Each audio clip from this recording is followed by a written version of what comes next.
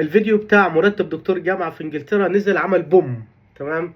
فانا داخل في الفيديو ده علشان نجاوب على شوية اسئلة مع بعض، لانه واضح كده انه بعد الفيديو ده انا حاسس كده الناس هتكرمش لي 5 جنيه في انا ماشي يعني. الفيديو ده احنا عملنا ايه؟ اخدنا مرتب دكتور الجامعة وفي انجلترا ولقينا بالورقة والقلم انه ما بيكفيش. حلو. هجاوب على شوية اسئلة وبصدر رحب. أول سؤال، ليه بعد هذا الكفاح والنضال وإن المرتب ما بيكفيش ما ترجعش مصر أو ما ترجعش يعني؟ طيب، سببين. تمام. السبب الأول وهو الأسرة. تمام. الأسرة عندي الأولاد بيتعلموا في مدارس كنت في إنجلترا هنا، ومدارس كنت دي تعتبر تاني أو تالت أحسن تعليم في العالم، ودي حاجة ما تلقاهاش في بلاد كتيرة. فللأسرة للأولاد مكان تعيش في حياة آدمية. تمام. ابن الوزير زي ابن الغفير، مفيش فرق، كل المواطنين واحد، مرتبي زي مرتب جيمس، كل الناس سواسية، مفيش فرق ما بين مرتب ابن البلد ومرتب المهاجر، كل الناس في الحياة سواسية، وبالتالي كأسرة تمام ده أحسن. تمام.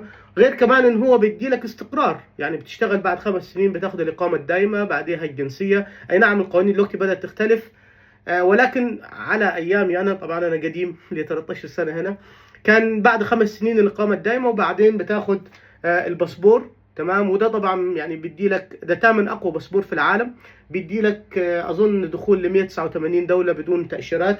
ده بيفيدني في الشغل بتاعي، في العلاقات والشغل والابحاث والكلام ده كله. فرقم واحد الاسره. تمام. حلو. استقرار اسري، الاولاد كويسين، الاولاد في المدرسه، الصحه الى حد ما كويسه. تمام. بطيئه شويه ولكن النظام NHS او النظام الصحي كويس. فرقم واحد للاسره. ده طبعا ده انا عندي الاسره تاتي اولا. family comes first. تمام. في اي حاجه. رقم اتنين انا اجي بعدهم الكارير بتاعي والطموح. تمام. الناس اللي بتسالك انت ليه بترجع، يعني ما اعرفش هي سمعت عن الطموح قبل كده ولا لا، ولكن انا كنت في مصر وقعدت في جامعتي في مصر 5 سنين ما نشرتش ولا بحث. طلعت من مصر تقريبا محطم نفسيا. يعني انا مش عاوز اقول لكم احساسي وانا طالع بالطياره من مصر اكون او لا اكون. فاهم. فجيت هنا نشرت 150 بحث وإديتور ومحرر في مجلات عالمية، وبسافر دعوات لهونج كونج وبحكم مشاريع. يعني يعني رجعت للحياة في الكارير مرة تانية. تمام. فترجع ليه ما ترجعش؟ اتنين، الأسرة والكارير والطموح رقم اتنين. طيب، ده يودينا للحاجة التانية. خلاص احنا جاوبنا كده ليه ما نرجعش. طيب، المرتب ما بيكفيش، هنعمل ايه؟ النظام هنا في انجلترا معمول على اساس انه الزوج والزوجة يشتغلوا، الاثنين بيشتغلوا علشان يقدروا يوفروا الحياة المعيشية بتاعتهم. طيب انا في حالتي انا دكتورة نورهان زوجتي ام ابراهيم، يعني كتر خيرها هي قاعدة مع الاولاد بتاخد بالها من الاولاد. تمام. وانا عندي دي اهم من شغلي انا شخصيا. تمام. زي ما قلت لكم family comes first. رقم واحد عندي الاولاد والعيلة. تمام. انا اجي بعدهم.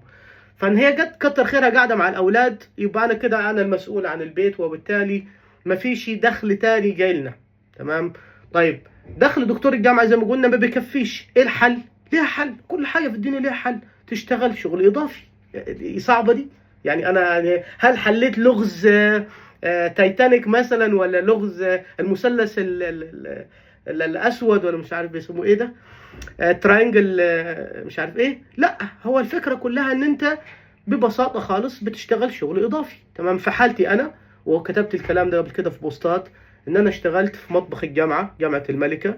لو تفتكروا اشتغلت من 3 ل 4 سنين. كنت الصبح دكتور طالب دكتوراه بالبلطو الابيض في المعمل، والساعه 5 تيجي البس لبس الشغل واروح اشتغل في مطبخ الجامعه، اغسل الاطباق وازيق وعليها تزييق، يعني ما اقولكمش عليها يعني.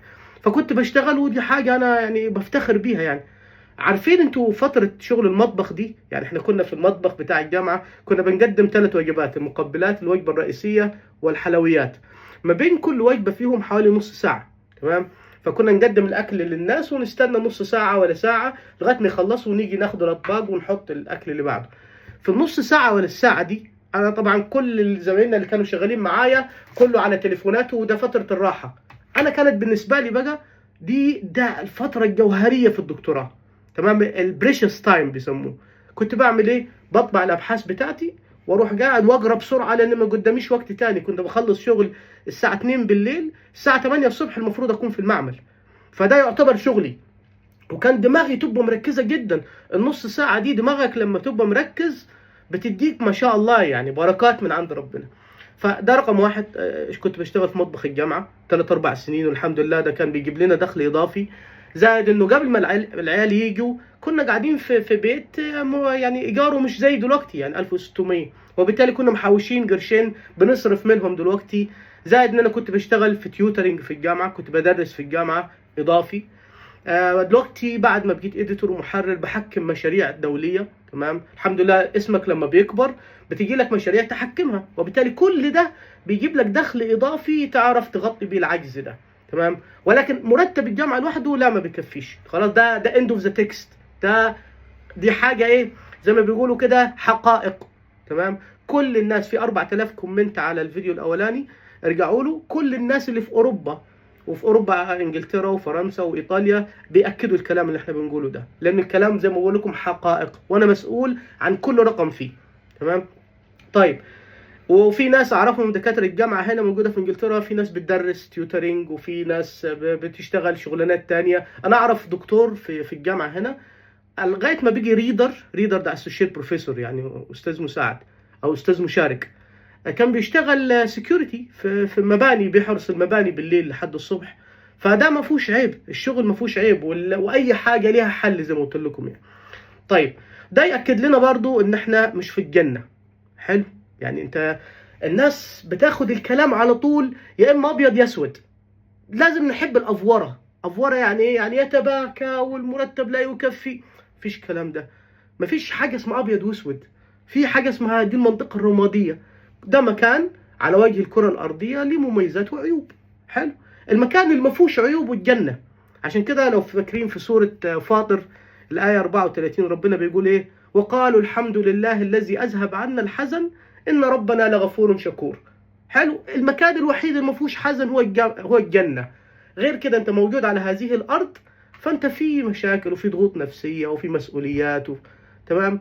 لكن زي ما قلت لكم انا لو اشتغلت شغل اضافي هنا بغطي العجز ده في المرتب مع شويه الحاجات اللي كنا محوشينها، خلاص بتعرف تتعايش. ولما بتعيش حياه كريمه. حياه كريمه يعني ايه؟ يعني اولادي بره بيتعاملوا معامله كويسه، بيدرسوا يعني في تعليم كويس. لو حصلت حاجه زي ما حصلت لابراهيم الشهر اللي فات كانوا موجودين معانا وجبصوا له وعملوا الحاجات دي كلها في النظام الصحي. فانت موجود في دوله الحمد لله فيها نظام وفيها عدل. وانا قلت الكلام ده في بوست. البلاد دي لولا العدل ولولا العلم اللي فيها ما حدش يسكنها. تمام، البلاد بتبقى برد، بعيد عن الوطن وعن الاهل وفي غربه. ولكن الغرض من البوست كله او الفيديو اللي انا عملته انه ما ينفعش ناس زينا دكاتره الجامعه جايه هنا علشان خاطر العلم وبتضحي. تمام، وناس تانية تبص لها لانها جايه علشان فلوس. لا، تمام، دي حاجه لازم نحط لها حد. تمام، ما ينفعش، ده غير صحيح. تمام، انت جاي هنا علشان خاطر العلم، عشان الكارير، عشان الاولاد يعيشوا حياه كريمه فقط. تمام، لكن تعيش وتحوش لا، مش موجوده. وخد الكبيره بقى. اول حاجه الناس بتشخصن الامور، يعني ده كانه انا احمد الحاله الوحيده في هذه الدوله او في انجلترا اللي مرتبها كذا. الكلام ده مش اسرار حربيه. ادخل على الانترنت تجيب مرتبات دكاتره الجامعه في كل انجلترا وفي كل اوروبا كمان. الكلام ده يمشي على 36,000 باحث ودكتور موجودين في اوروبا يعني. تمام، ويمكن على مستوى العالم كمان. وبالتالي الكلام ده مش اسرار حربيه يعني، ومش شخصنه علي انا، ده موضوع كلام عام. فانت اي حد شايفه في الغربه دكتور جامعه موجود في اليابان، موجود في انجلترا، موجود في فرنسا، موجود في ايطاليا بيعاني هذه المعاناه. تمام، الناس مش حاسه بيه والناس بتنق عليه وعايز تحسده وهو اصلا بيعاني. فده كان الغرض من الفيديو فقط. تمام، ما ينفعش تبص لحد جاي عشان خاطر علم وكارير واستقرار ومش عارف مين انه جاي يجمع فلوسه بينام على جنيهات استرليني. مفيش الكلام ده. حلو، بس فالغرض من القصه كلها كلمه واحده بس: الرضا. تمام، ان الواحد يرضى باللي ربنا كتبه له. انا اعرف ناس والله بتاخد ملايين وما عندهاش الرضا ده. وفي ناس ربنا بيقسم لهم الدقه، بياكلوها بدقه، ولكن عندهم رضا ومبسوطين وزي الفل. متى وجد الرضا خلاص انت كده وصلت للاطمئنان والنجاح في هذه الحياة. لكن لو ما عندكش رضا هتبدأ بقى تبص لغيرك وتحسد غيرك لا، ما هي مش كده. حلو. فانتوا بتفكروني كمان بالموضوع ده، يعني اختم بيه. الحاجة هدية، ربنا يبارك لي في عمرها يا رب، امي لما كانت معايا وزارتني في انجلترا من كام شهر، كنا قاعدين في البيت وقالوا لنا انه الراجل صاحب البيت، طبعا احنا لينا 13 سنة قاعدين في الايجار. حلو، 13 سنة في الايجار. ليه؟ لانه زي ما قلت لكم اسعار البيوت حاجة خرافية يعني. فاحنا قاعدين اتصلوا علينا قالوا لنا صاحب البيت مات، توفى، والورثة هيبيعوا البيت فانت لازم تمشي. طبعا احنا قاعدين في وسط العام الدراسي والعيال في مدرسة، عايزين ندور على بيت تاني ونقول وعفش وفك اساس. طبعا احنا تمرسنا في الموضوع ده. عشان كده دلوقتي لما بشوف اي حد في مصر عنده بيت وشقة وقاعد فيها، نعمة ما شاء الله. طيب، فامي زعلت بقى، الحاجة هدية انت عارفها من جنة يعني. فقالت لي يا ولدي انا ما ينفعش الكلام ده، انا يعني انت قول لي بس وانا ابيع لك الارض ونشتري لك بيت هنا. قلت لها اما بس اهدي بالراحه عليك على نفسك شويه يعني. قلت لها انت كله من اللي معاكي في مصر او في جنة 12 جراد، ال 12 جراد دول بكام؟ قالت لي ما هيطلعوا بكذا مش عارف ايه. قلت لها البيوت هنا، ارقام البيوت الاسره 5 افراد بتبدا من 400,000 و 500,000 استرليني، دول اللي هم حوالي 25 30 مليون جنيه مصري. فبصت لي كده وقلت لها يا عيني اتصدمت.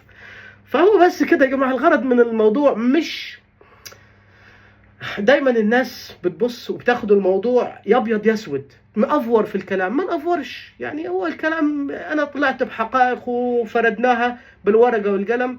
الحل للقصه دي ان انت بتشتغل شغل اضافي، خلاص عشت حياه كريمه ومبسوط والاولاد موجودين وزي الفل، بس لكن لا اكثر ولا اقل. يلا، السلام عليكم.